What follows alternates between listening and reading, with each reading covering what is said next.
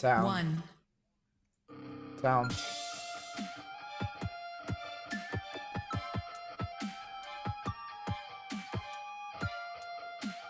Yo, yo, yo, yo! What up, Camera. man? Welcome to Mezzo Forte Sportz. That's right, Bar Talk with the super fans who are chilling out with the crew. Who do we have in today's edition? We got a guy who's walked the walk and he talks the talk. He is our favorite coach, Bosco. What up, dog? As always, faithful producer, Crack AV, fearless host, Danny BMD, and me, of course, your amateur hype man, super fan art, who are talking sports, South Texas style. Take it away, Dan. Yo, yo, yo. Welcome to Mezzo Forte Sportz, coming to you live, San Antonio, Texas, to your radio, providing some sports time for your free time. What up, this is your host, Danny BMD. How's everyone doing? And how did your team do this week? All right, guys. So we're going to go ahead and just kind of start off, with a little, just a little, headline of mine. So, I don't know, just it's crazy how the new teams in the playoffs, specifically like for the NBA and stuff like that, it's kind of like like a little refreshing, you just kind of see the same teams over and over again, even if I am a Spurs fan and we're always there, whatever, Tosco, we'll talk about that later, but but it's kind of refreshing. I don't know, it's kind of cool. I'm actually excited. I hope for what it's worth, I hope CP3 does win a ring. I think he deserves it, but that's just me. What do I know? But just kind of wanted to just say that it's. I mean, these games have been crazy exciting. You would think like, oh, it's just the Hawks, 76ers, but it's been, I don't know, it's been pretty cool games. And I thought it was gonna be the off season, right? Because it's gonna be very few sports and stuff like that. But now we even have the Olympics coming up. And I don't know, it's been crazy. So we have a full schedule. It looks like it's gonna be full schedule the whole year. So, along with that, Coach Dosco, how have you been, bro? Been good, Danny. I mean, I agree with you. I mean, it's nice to see different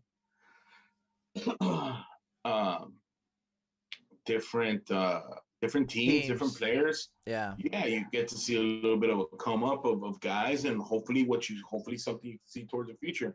Yeah, it's a little bit refreshing, not seeing the same guys there all the time.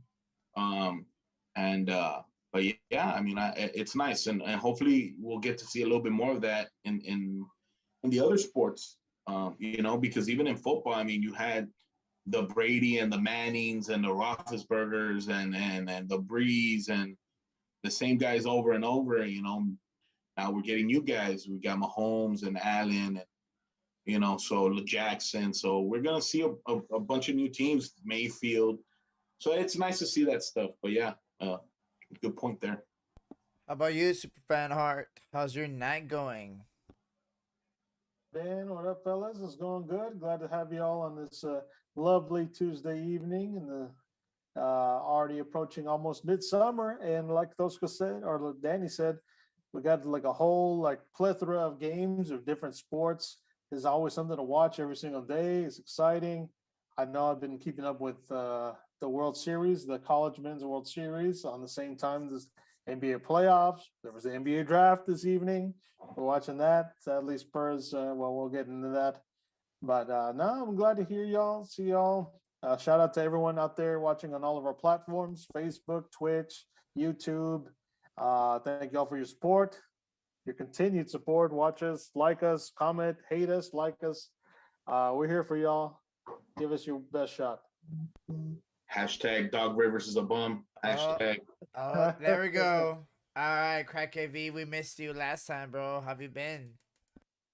Guys, I'm pretty good. It's good to be here and listen to you guys talk about sports now. I haven't been able to keep up with most of it because I've been out there hustling in the city, making that money, honey. So Shout out. Nice. You'll catch up here, bro. You'll catch up here. That's good. Yeah, that's what I'm here for. There Take it you away, go. Danny. Nice. All right, guys. So we're going to go ahead and just start with some Diamond news. Baseball. Oh, sorry. No. We're going to do NHL. Sorry. We're going to take it to the ice. We're taking Diamonds. it to the ice. Yeah, diamonds. Talking about ice. I like Go to it. the rink. Stretch it up and stretch it up. Let's put the pads on. Switch it up. Sits on the ice. We're taking it to the rink. By the way, good guys, soundtrack, we're gonna Evan. go ahead and switch over to Superfan Art so we can talk us through some Stanley Cup standings. Go for it. Thank you, Dan. This is just a quick update on the quest for the cup. On one side, we have Evans Las Vegas Knights. They were able to best the Montreal Canadiens in a Game the 4 other one, the other overtime win. Talk about the other one. We'll talk about Lightning first.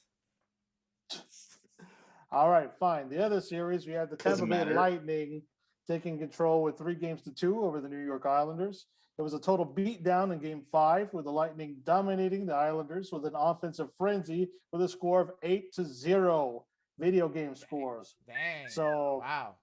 can the Islands redeem themselves in tomorrow's Game 6, or will the Lightning punch their ticket to the Stanley Cup Finals for a second consecutive year? I don't know. We'll find out. And going back to Evans Vegas Golden Knights, as I was about to say earlier, Dick. Golden Knights. Well, I'm the one controlling the text over here. All right. Anyways, go for it. All right. They're saying the Golden Knights able to beat the Canadians in the Game 4 overtime. Score was 2-1. So currently, the series is tied, 2 games apiece. Now that's going to pretty much change this evening. Both teams face off in a Game 5, a pivotal Game 5 today, to see who takes control of the series. And I believe maybe we'll find out by Thursday which one of those teams will move on to their finals. So it's heating up, man. We'll keep up some coverage well into the finals to see who's more favored to get that Stanley Cup, man. What do you think, Tosco? Yeah, I mean, there was a big disappointment yesterday by the Islanders. You know, like I was talking to you all earlier, Varlamov, the goalie for the Islanders, has been a little bit shaky coming off a good season. And they scored three goals right away, and then they pulled them. They brought in the rookie who, when Varlamov was hurt, he came in. Sorokin had a really good little run there, but then they put up 5 on him. So it was just a complete, didn't show up. It was a massacre. That's what it was. Islanders didn't show up. But the thing is that you can't have those games.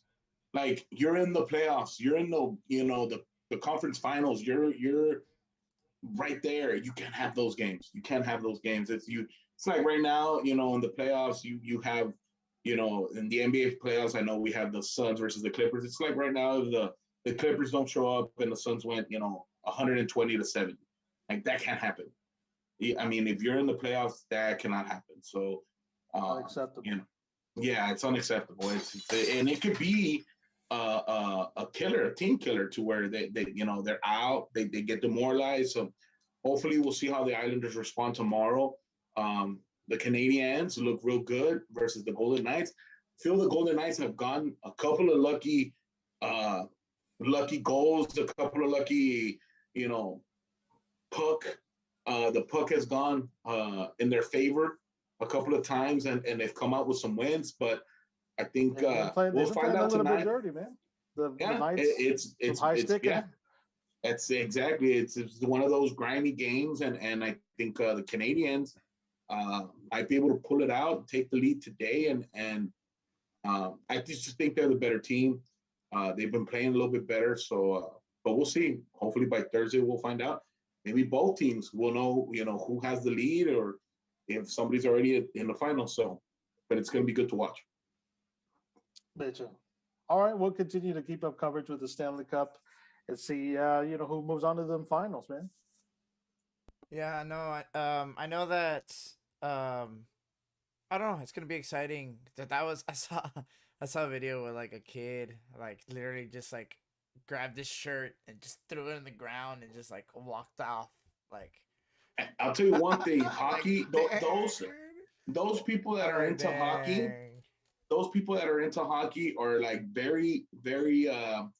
If you're into hockey, like, you're into hockey, like you're gonna be in. you're gonna, your You know excitement what's for it up? is yeah, it's to the max when you're a hockey fan. And I know we don't really have it. We had it here locally for a little bit, but we don't really have it because there's not a lot of hockey here, especially in Texas and South Texas. So, but those hockey fans, man, they're diehards. And if you and up north, you're in hockey automatically. Like your parents are gonna put you in hockey if you live in Minnesota, Michigan, Illinois, those states up there where there's always snow, Ohio. Like you're gonna be a kid that plays hockey because you're gonna learn how to skate in the winter because there's ice, and you're gonna be able to go skate. You're gonna be in hockey, and you're gonna learn. Now, you might not be great at it, but you're gonna be in hockey. Everybody does it. So, Gates. it's crazy to see some of those fans. Yeah. Yeah. So. Yeah, so I mean, I know that obviously here in South Texas it's a little hot for that, but obviously up north, there's a chance for us to go. I don't know. Well, we actually had it's kind of funny because we talk about South Texas or whatever, right? But like Laredo, where we come from, they actually had what was it, semi-pro team, I guess. Yeah, it was semi-pro team. It was like a minor league team. Yeah, Laredo Bucks. They're pretty good. They did win championships and stuff like that. I mean, granted, right? Yeah. But it was fun, dude. The atmosphere is fun. It's very, very different. I know we had some here in San Antonio. We still have it, right? Rampage. Yeah, I think so. Yeah, San Antonio Rampage. And you're right, and it's a very unique atmosphere. It is. Yeah. It's not the same as if you're in a baseball game or in a basketball game. Hockey, it's its own beast. It's fast paced. You have to be paying attention, and you have to keep looking at the puck because it's so small. But it keeps you entertained. It's fast. Yeah, it's fast. So, but yeah, I mean, it's its own beast. But like I said, if you're into it, you're gonna be into it. Die-hard fan. So. But yeah, we'll see how these teams go. Yeah, so definitely, I'm definitely excited to check that out and just kind of moving forward. All right, just moving on now. For real. Let's do some Diamond news. We'll go ahead and have Mr. Super Fan.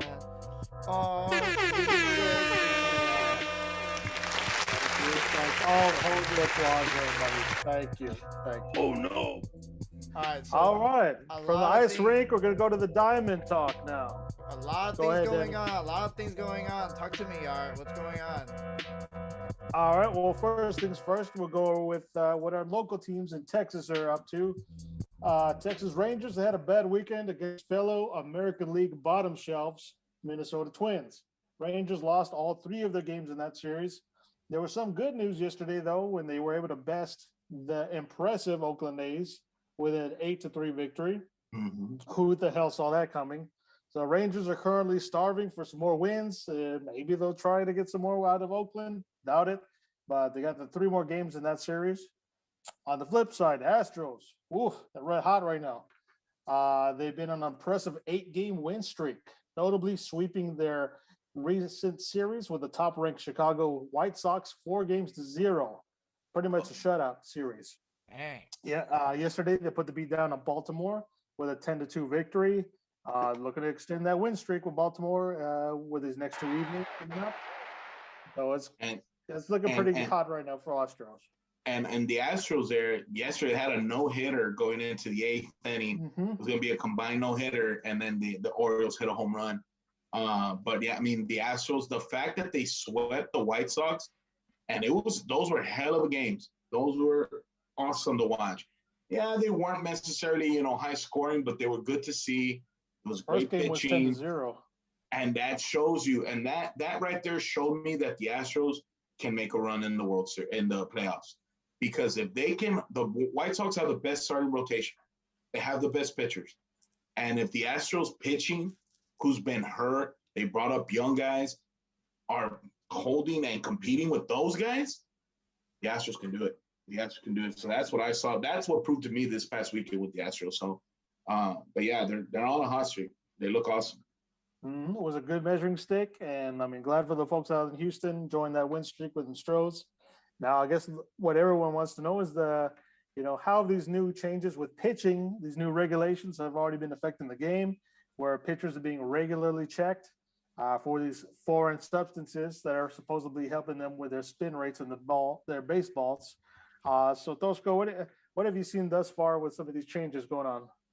So what they're doing now is starting yesterday, they started with the pitcher checks. So what they're doing is at the end of the first inning, the starting pitcher, when he comes off, they will come and the umpires will come. They will check their hats. They will check their gloves. They check their belts. They check their pockets, their hands, their sleeves, and they check them for any foreign substances. So it happens after the first inning for sure, and then maybe after the fourth or third inning, depending how far they're in. If they bring in a relief pitcher from the bullpen, after that relief pitcher's first inning, they will check them. If, let's say, they bring in a pitcher and the pitcher doesn't last an inning, he only lasts a couple of outs, they will come in. Before he goes in, they will check him. And then if they bring in a closer, basically to end the game, after the game ends, they will get him and they will check him. Now, they didn't find anything yesterday. And yesterday, there was a report came out, by some of the baseball insiders that said that yesterday there was a lot of pitchers that have been using the spider tack, at the beginning of, before this, there was a lot of pitchers that pitched yesterday that used to use it that didn't get caught, and they wanted to see their performance. And we noticed something with one of them, and that was the pitcher from the Dodgers, Julio Urias. He was one of those. The Dodgers, by the way, their pitching staff has the highest spin rate in the MLB as a combined pitching staff. And yesterday, the first day, they had Urias on the mound. He could not throw a strike to save his life, and he ended up allowing four runs in the first inning. The whole lineup got to hit because he couldn't get that movement on the ball like he usually does. Now, I'm not sitting here saying he's one of those that uses spider tack or use spider tack, but it's going to be obvious. We're going to be able to see it after they start playing these pitchers without that grip, without that spider tack, or whatever substance they would use. Most of them use spider tack. Maybe they have something else. But now, with these checks, it's going to stop that. But I know that there's already backlash even tonight or earlier today. One of the better pitchers in MLB, Max Scherzer, he was on the mound. He got checked after the first inning. He didn't really like it.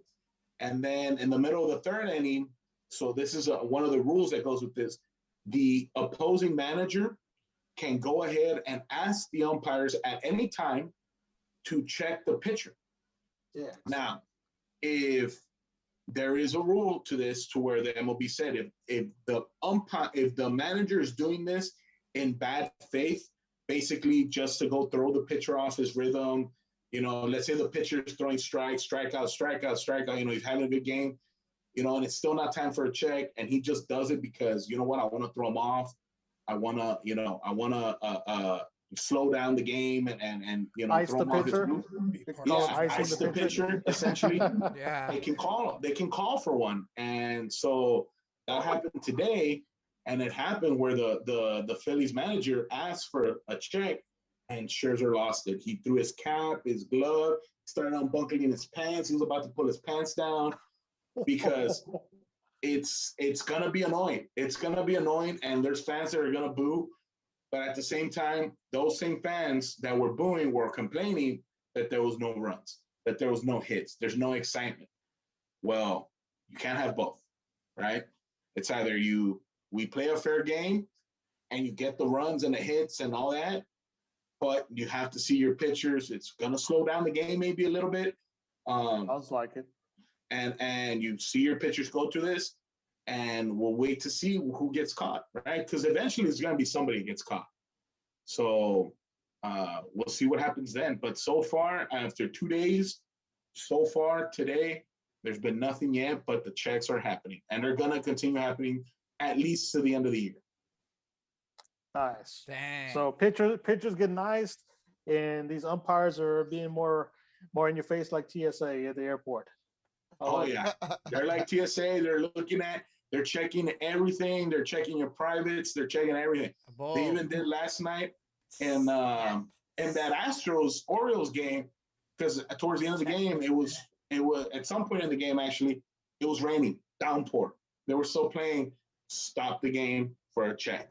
They had the pitcher there standing in the rain while they're checking them, getting wet and everything. So we'll see how it goes. It's gonna happen, and we'll see how it goes from here. Yeah. So Excellent. yeah, go ahead, Superfan Art. Thanks. No, I was just rounding out our baseball segment here. I know Tosco wanted us to review a topic that's very favorite of his, dealing with MLB's one of their number one prospects in baseball, currently making his debut today, Wander Franco, the 20-year-old shortstop, making his name known for the Tampa Bay Rays. They're facing up currently against the Boston Red Sox. Tosco, I know you've been wanting to talk about this guy. Go ahead, man. You got the floor. Yeah, just quick thing. Wander Franco is the number one prospect in the MLB. He's been the number one prospect for the last couple of years, and today's making his debut. They finally called him up. Everybody was expecting this, at the beginning of the year, but we didn't see there wasn't expected for the Rays to be so good last year, and then coming in this year was, they weren't really gonna bring up some of that talent, especially when they kept most of the same team. They kind of said, you know what, we'll keep what we have, we'll go with what we have and see where we are. But even 3 months into the season, or 2.5 months into the season, we already seen the Rays are in first place. The Rays are one of the top teams, and they still called him up, right? They didn't need him.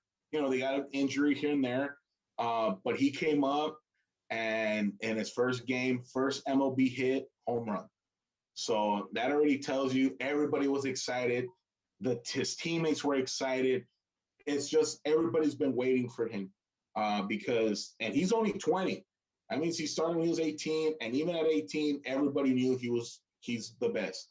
And so it's something for all of you to keep your eye on, especially if you're following baseball. See how he does, see how he goes, see how he adjusts to the MLB.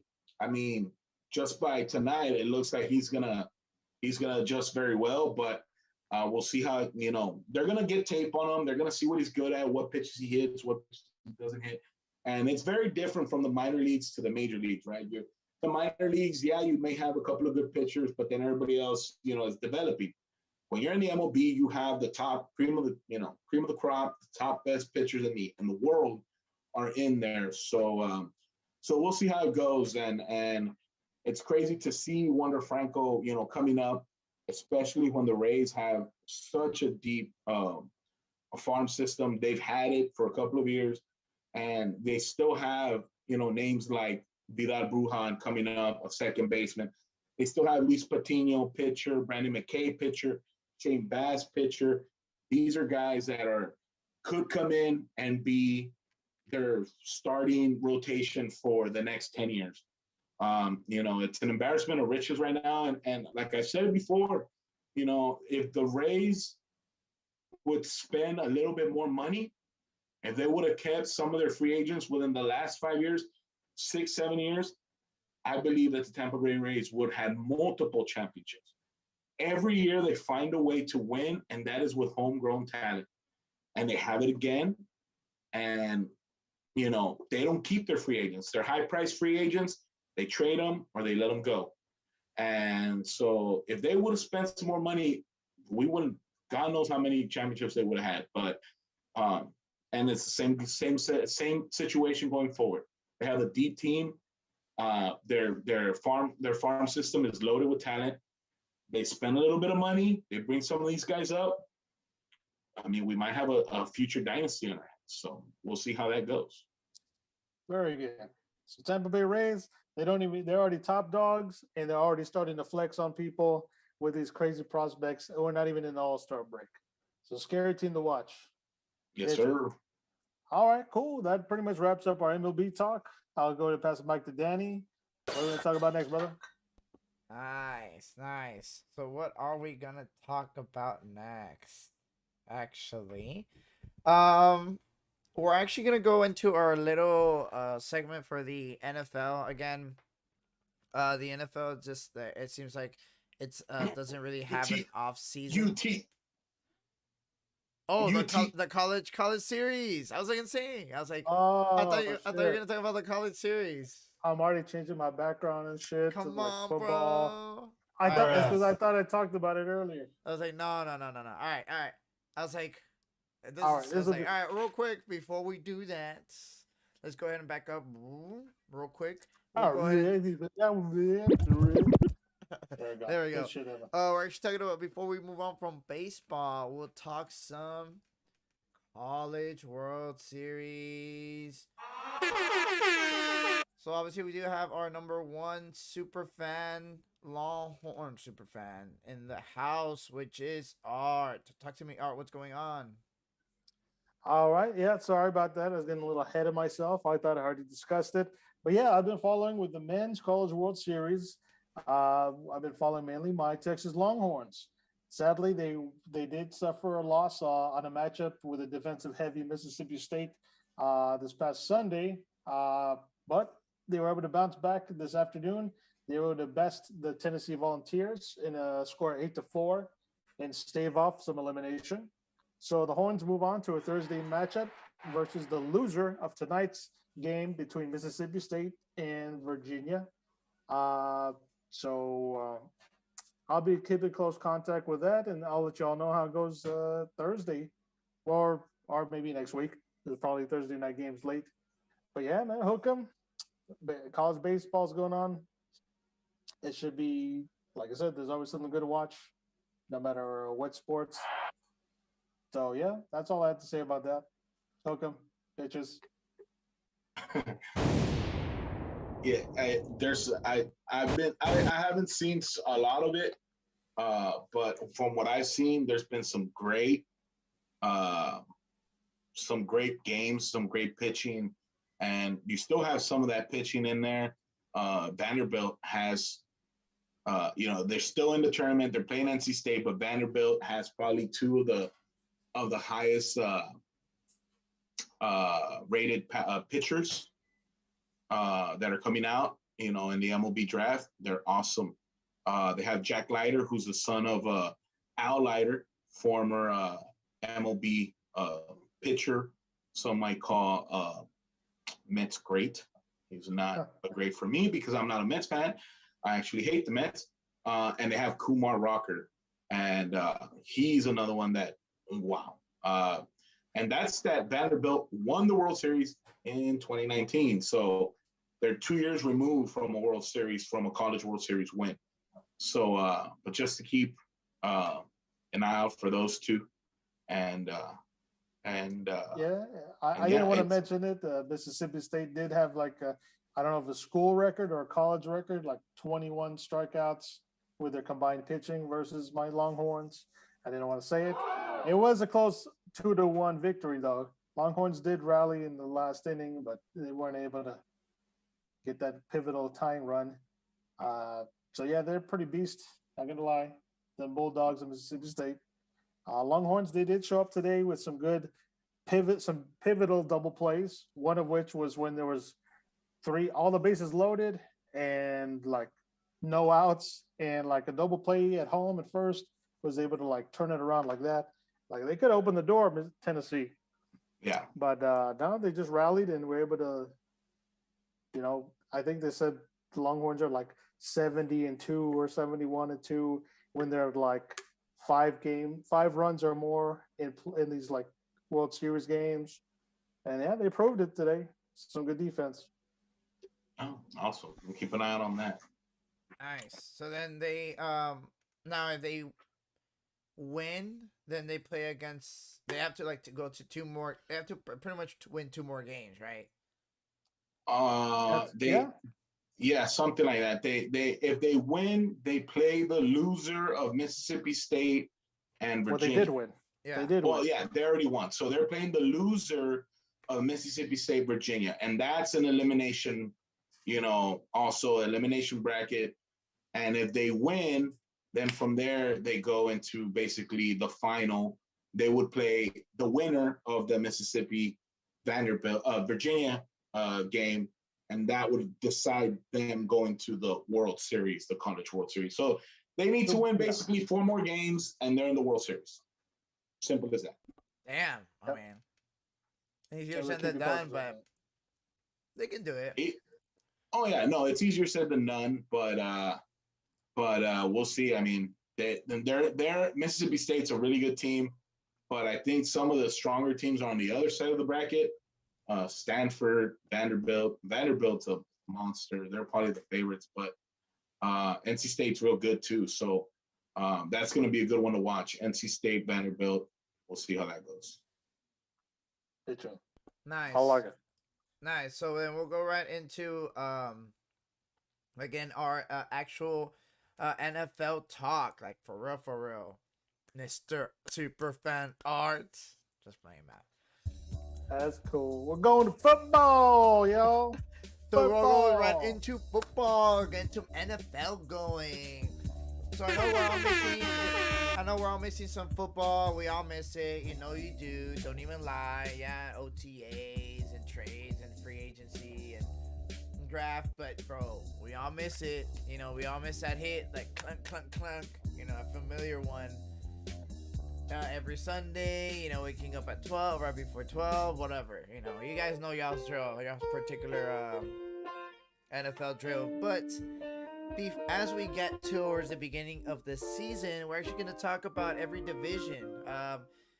Just kind of give a little, not respect, but a little tribute, I guess, to like every team as we kind of move into the season. Sometimes or at times when I bring in some super fans of a team of that actually particular division. So we'll definitely see how we'll do those. But for today, we're actually gonna start with the NFC East. AFC East. I'm sorry, the AFC East or the AFC least.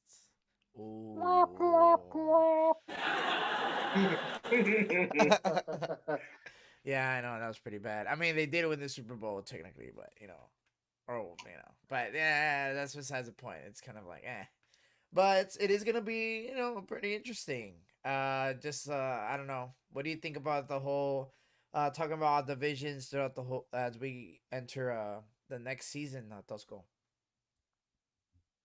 I mean, it's a good lookout. It'll give us a good understanding of where the teams are in the offseason going into the preseason. So this hopefully, going by divisions, we'll be able to cover all of them before, while the offseason's going, while OTAs, while training camp is going in the summer, because training camp's going to start very soon in July. And then hopefully we'll finish by the time preseason starts. And by the preseason, we'll know more of, who's looking good, which rookies are standing out, which, what injuries have happened, because it's sad to say, but there's always injuries in training camp and all that. And we'll get to see, contract disputes, trades, especially this offseason. And we're going to see, how all of that pans out, hopefully by the time preseason starts, because once preseason starts, yes, we can say, the rosters are shaping up, there's some cuts, they bring in guys or they cut guys, but basically that's for, the last third, last fourth of the roster. You already know who your starters are going to be. You already know your offense. You already know your defense. Maybe you have one position battle, who's going to start at corner, who's the backup receiver. You have some stuff like that. But by the time preseason starts, your team is set, and it's basically you're doing dress rehearsals. And especially this year where there's only 3 preseason games. They cut one, they added an extra regular season game. So it's going to be good to go through these, see what's going on, see how the teams have become better or become worse. What additions have they made? What rookies they brought in? What coaching changes and all that stuff. So it's going to be good to go through all this and make sure we're prepared by the time the season starts. Nice. So we'll go ahead and just kind of get right into it. So we'll just do a little. We'll call it like our little. I don't want to call it like 2-minute drill, because Berman already got that. But we'll call it our 2-minute rundown. There we go. Our 1 minute and 59-second rundown. There we go. I'll do it as it just like a touch. What was it? Touchdown drill or whatever. I don't know. We'll just go down the field, 50-yard line, right? All right, guys. So just give me a little give me some little background music there, Mr. Crack AV up in there. So we're gonna do just a little 2-minute headlines for the division, right? So Bills. Whoa, not too low. Damn. The Bills we're talking about. All they don't right, need cool. that good music. All right, guys. So we're gonna talk about the Bills, Dolphins, Jets, and Patriots that make the AFC East. So Bills, can Allen improve this year? They're talking about him as being the next Aaron Rodgers. Can he keep it consistent? Is it gonna be Allen Mahomes? For the next coming years, it looks like it. How's that battle gonna look like? The Jets. Did the roster improve? They got a new first-round pick, a new first-round quarterback. They got a new coach, new culture. A couple new free agents that draft. Is it going to change the mentality? Is it going to change the culture? Are we going to see a little bit of actual winning, culture now with the new Getting new more than changes? 2 wins. Yeah, getting more than 2 wins, and not just tank. We'll see what happens there. Miami. Dolphin noise at it. Sink or swim. You guys know what it is. Tua. Is he gonna take you to the playoffs? I mean, you guys barely missed it. And Tua's better. He's supposed to be a lot better this year. So we'll see how. Well, they missed it because it was Tua's fault. There we go. Oh. All right, Patriots. Cam versus Mac. Which one do you Back like? attack, bro. Which one do you like? So who do you think is actually going to play more games this season? Now, they did get a roster overhaul. They got new additions. So this year, what do you think? They're going to win more? They're going to win less? Or they're just going to win the same amount of games this year? All right, guys. So go ahead and start with our ball talk with the AFC East. Tosco. Talk to me, bro. What's going on? I mean, it's a division that other than the top team, it's going through some big changes. Over the last year, the Patriots were dominant for 2 decades, and now it's changing it up a little bit. It's kind of changing of the guard, and we're gonna see if the other teams can retool and come back in and be competitive, or if it's just going to be a one-team division like it did the last couple of decades, and for the most part, because I know we're gonna have Jets fans that we were good with Mark Sanchez, and we're gonna have Dolphins fans. He was one of the